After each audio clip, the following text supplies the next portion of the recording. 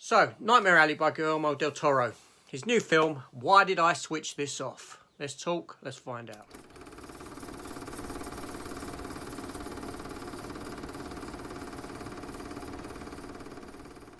Okay, so, yeah, Guillermo del Toro's new movie. Now, as a director, I think he's pretty good. He always finds the beauty in the grotesque. He's done films like, high-profile films like Blade 2, two Hellboy films, and a wealth of other stuff, Pan's Labyrinth, etc., etc. He's been working for a long time directing, and this film, although it's 15 rated, it is 2.5 hours long.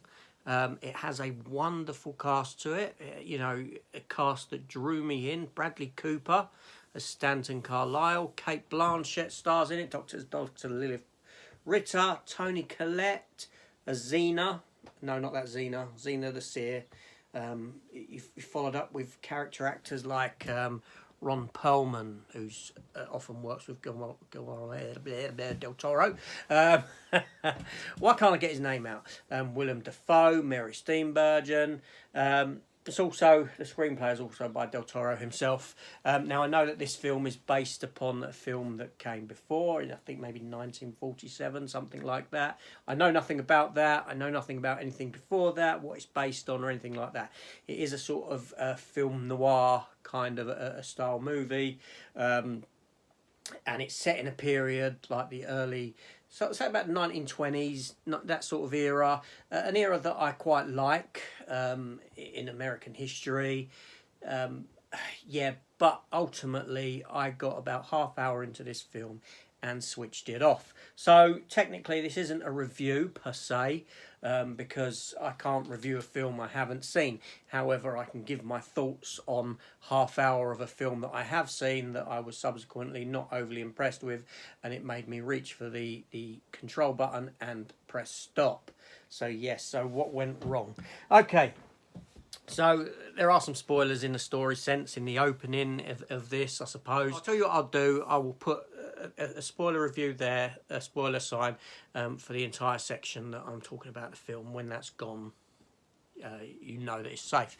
So yeah, so the film sort of opens and we meet Bradley Cooper's character. Now he's dragging a body across a floor, and it's wrapped up, empty house. He pulls it into a hole and sets light to it and exits.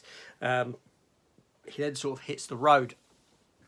He ends up at this carnival where he sees a show where there's this fellow who's kept in a cage. And Willem Dafoe's sort of like the head of the carnival, so to speak, and he throws a live chicken in. The geezer comes out and he's like animalistic and bites the head off this chicken and this sort of a thing. Willem Dafoe clocks Carlisle Stanton, Bradley Cooper's character. As Bradley Cooper exits, he bumps into Ron Perlman and a guy of limited stature and Ron Perlman offers him some money basically to help out with the carnival. As he's collecting his wages, as they take the carnival down after this, he collects his wages from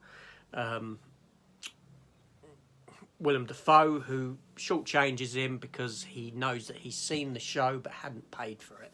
But then Willem Dafoe offers him work. So Bradley Cooper starts working with the carnival and integrating himself with the people within the carnival and this sort of a thing. He makes friends with the girl with the hairy chest. And then there's a seer played by Toni Collette, who, they're all fraudsters, obviously. But he helps them out, and the girl with the hairy chest, he makes this sort of electrification chair for her because she does this thing with electricity, and to make it look better for the audience, he creates an electric chair. The guy of limited stature, have him dressed in like a little hangman's type of suit to pull the lever and this sort of stuff, right? So anyway, so we got so far into the film, this far in, and he starts helping out the seer because the bloke who was helping her is starting to lose it, blah, blah, blah. Anyway, so that's about it. That's about as far as I got, and then I switched the film off. Cate Blanchett I don't think I didn't even get to see her in the film. That's how far I got into the film. Or Mary Steenburgen. I don't believe I saw her, or did I? I can't remember. Anyway, so I switched this off. I switched it off, yes. So the film looked okay. It was very sort of dull in its tonal colour palette. It wasn't particularly great in that sense. It was filmed nicely. The sets were nice. The costumes were nice, but the palette tone was just dull and boring, which is mood setting, I suppose. The other issue I had with the film is that I couldn't find one likeable character to take me through the narrative up to this point. Yeah, so really I was left with a sense of I was bored. What more can I say? I was bored by this film. It had nothing to redeem itself. I mean, you know, Del Toro has done some fantastic stuff in his time, and he has this fantastic eye, and he creates this look of stuff that you haven't seen before, this otherworldly kind of you're in awe of what he creates. But this film had none of that sort of element to it, at least in what I saw. To me it was just a very dull, boring film, and there you go. And ultimately I switched it off, and there's your reasons why. Yeah, unfortunately it happens from time to time. Sometimes when I switch a film off because I can't get through it, I do go back and revisit it. I didn't get to the end of No Time to Die, James Bond. I switched that off, but my intent is to go back at some point in the near future. I switched off Eternals halfway through. I was bored, but I did persevere with it the next day. Same with Shang-Chi. So yeah, there's these films coming through that I don't know. Yeah, you'd think that a film like this, maybe it's fresh, although it's made on a remake of something before, but I haven't seen that, so therefore, so to me, in my mind, it's kind of like a fresh film, but it just didn't hold any interest in that sense. It was just, I'm not a big fan of sort of carnival and circus type things anyway, so there is that going against it, and the soundtrack is not memorable whatsoever.